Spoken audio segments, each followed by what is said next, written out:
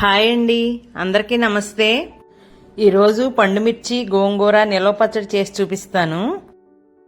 ఈ పచ్చడికి 1/2 KG పండుమిరపకాయలు, 1/2 KG గోంగూర తీసుకున్నాను. గోంగూరని శుభ్రంగా కడిగేసి తడి లేకుండా ఆరబెట్టుకోవాలి. గోంగూర బాగా ఆరిపోయిన తర్వాత కొద్దిగా ఆయిల్ వేసి వేయించుకోవాలి.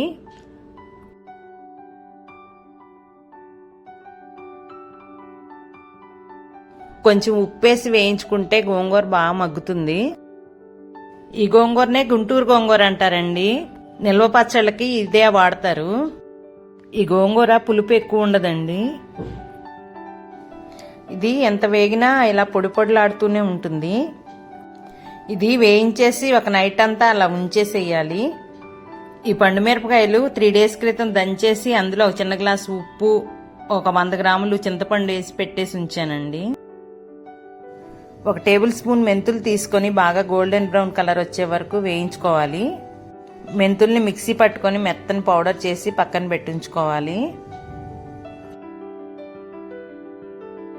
నేను రోట్లో చేద్దామని రోట్లో చేస్తున్నాను, మీరు మిక్సీ అయినా వేసుకోవచ్చు.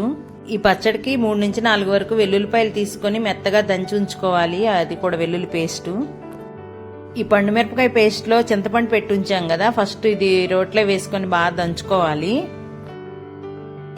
ఉప్పు మాత్రం మీ రుచికి తగినట్టు మీరు తినేదాన్ని బట్టి వేసుకోండి. చింతపండు బాగా నలిగే వరకు దంచుకున్న తర్వాత పక్కన పెట్టి ఉంచుకొని ఇప్పుడు గోంగూర వేసుకోవాలి.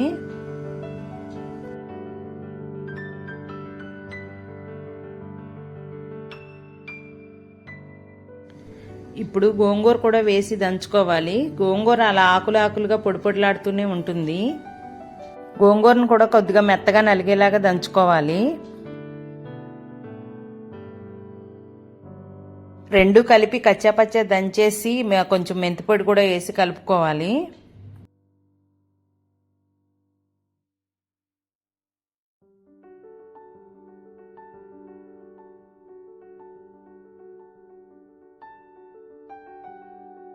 మెంతిపొడి కూడా వేసేసి రోట్లో మెత్తగా రుబ్బుకోవాలి.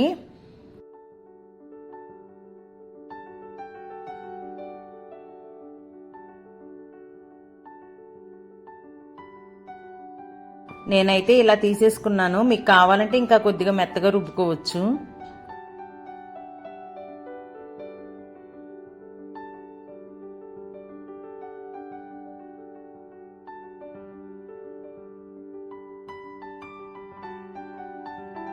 ఇప్పుడు ఇంకా తాలింపు వేసుకుందాము. ఒక 300 గ్రామ్స్ వరకు ఆయిల్ పడుతుంది. నూనె బాగా వేడయ్యాక ఫస్ట్ వెల్లుల్లిపాయలు, ఆవాలు, జీలకర్ర ఇవన్నీ వేసేసుకొని మనం తాలింపు దినుసులన్నీ వేసేసుకొని వేయించుకొని తాలింపు పెట్టుకోవడమే.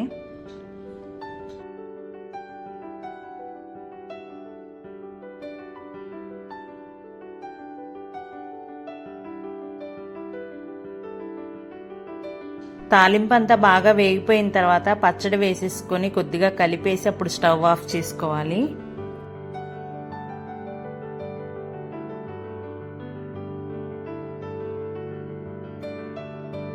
పచ్చడిలో పచ్చిదనం అది ఏమన్నా ఉంటే పోతుంది.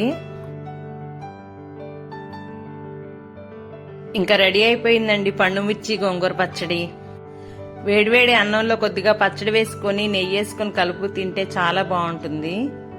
ఈ వీడియో కనుక మీకు నచ్చినట్లయితే లైక్ చేయండి, షేర్ చేయండి, సబ్స్క్రైబ్ చేసుకోండి.